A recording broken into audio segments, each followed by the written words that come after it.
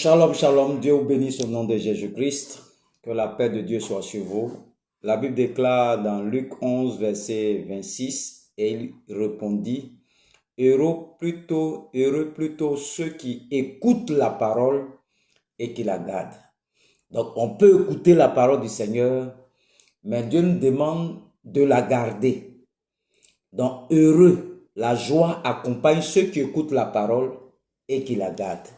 Donc, il y a de la joie quand on écoute la parole du Seigneur.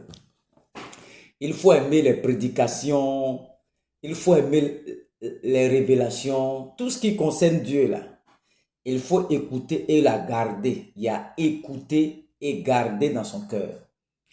Donc, tu dois méditer la parole, tu dois lire, tu dois écouter les enseignements. C'est ça qui va transformer ton esprit.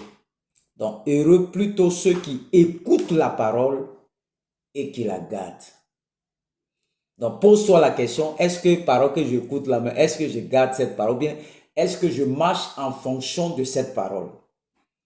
Donc, il y a écouter la parole et il y a garder la parole. C'est les deux ensemble. La Bible dit heureux. Et la joie accompagne ces personnes qui écoutent la parole et qui la gardent. Donc, il faut écouter la parole, pas pour l'écouter, mais il faut écouter pour comprendre qu'est-ce que Dieu veut te dire. Qu'est-ce que Dieu t'enseigne? Il faut écouter la parole et garder cette parole, marcher en fonction de cette parole. Et tu vas voir que tout ce que tu vas faire, tu vas réussir dans tes entreprises, dans tout ce que tu vas entreprendre, parce que tout est contenu dans la parole, et la parole, c'est Dieu lui-même. Donc, plus tu écoutes la parole, c'est comme tu es en train d'écouter Dieu lui-même. Donc, un homme qui écoute Dieu, qui marche en fonction de sa parole, comment il peut échouer?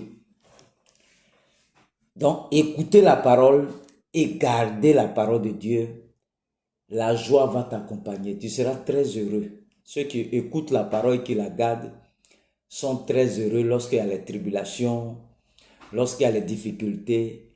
La parole est leur socle. C'est sur cette parole qu'eux ils croient. Et la foi vient de ce qu'on entend. Il faut écouter la parole et garder la parole. Que Dieu vous bénisse.